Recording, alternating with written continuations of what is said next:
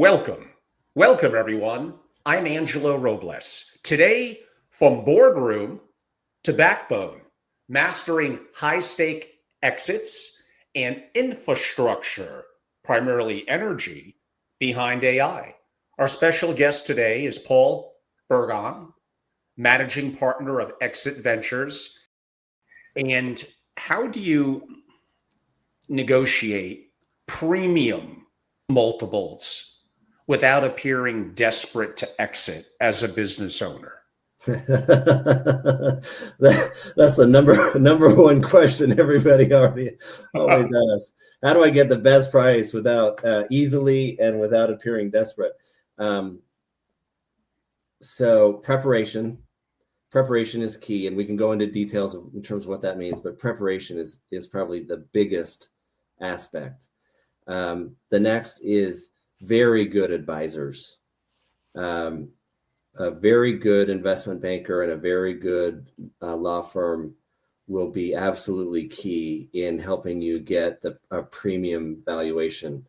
I've bought business, so my background, as you know, Angela, but maybe others don't, is I worked in corporate M&A and corporate venture capital for most of my career, and I've bought a bunch of businesses from families, and I can tell you consistently that the families that had top tier representation got more money out of us than those that did not and that weren't prepared. I have direct personal experience in what I'm saying, that we paid significantly more for those that were prepared and had top representation, legal and investment banking, and those that don't, frankly, suffer in terms of terms and valuation, both. So get prepared, hire the right advisors, do the work to get it ready, and then, unless it's a fiasco in terms of an economy, you've done everything you can that's within your control, and then you take the right steps. I mean, there's so many questions from there, Paul, and again, we can make this a multi-hour discussion, but you mentioned two right there that I remember an old sage as a buyer of family businesses told me, as kind of as I was creating my holdco and looking at being more active, like, Angelo, I often tell the owner, assuming the numbers are legit, that you could have price or you could have terms. I'm not going to give you everything you want in both. Mm-hmm. I think I can make the argument, unless the price is ridiculous, that controlling the terms might even be more important. So that's a fascinating conversation. I know a good friend of mine runs his own family office, and he actually runs a multifamily office business. And he has told me many times, I don't care as much about the price if I can control all of the terms. Exactly.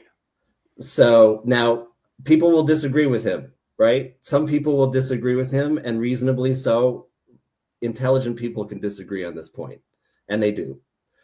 But the terms are critical. You're right. I mean, people need to have the right expectations, as you said, and it sounds like your advisor was trying to manage your expectations. I can't give you the world, right? I can't give you everything that you want, and that's critical for people to understand.